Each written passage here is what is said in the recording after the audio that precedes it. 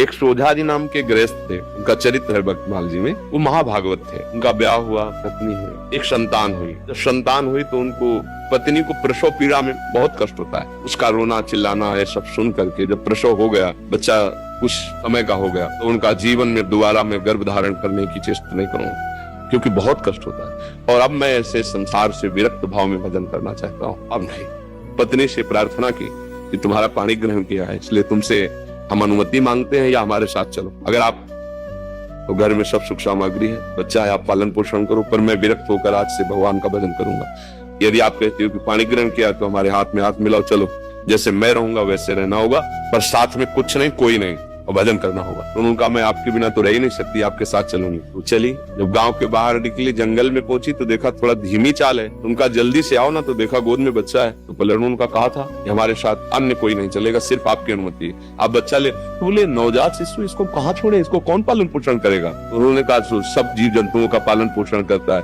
वही भगवान करेगा, या तो वापस हो जाओ या बच्चा यहीं छोड़ दो। कैसे छोड़?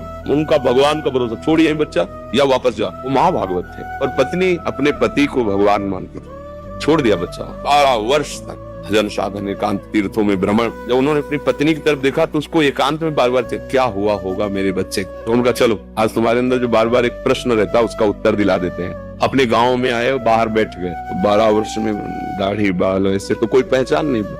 तो उन्होंने पूछा कि तुम्हारे गांव में एक सोजा जी थे, सुनाओ संत बन गए, उनके कोई संतान थी, क्या हुआ आपको पता है?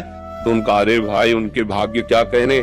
सोजा जी को जब जाते हुए सुना तो यहाँ का जो राजा था वो बड़ी श्रद्धा रखता था, तो उसने घुड़सवार दौड़ाए। सोजा जी तो मिले नहीं, लेकिन उनका लड़का मिल गया जंगल में, उसको उन्होंने रख लिया। उनके कोई लड़का नहीं था, तो अब युवराज पद पर हो गए। बोले अच्छा अच्छा अच्छा, और वापस हो गए। पत्नी का देखा, घर में रहते तो हम गरीब किसान थे, लड़के को क्या बना पाते, लेकिन भगवान के हुए तो क्या बना, युवराज, और आगे चलकर वही राजा बनेगा। अब चिंता मत कर, चुपचाप भजन कर। ना कोई जंगली पशु पक्षी खा पाया बच्चे को, ना कोई हानि पहुंची, और अरे सर्व रक्षक भगवान, भरोसा भगवान का।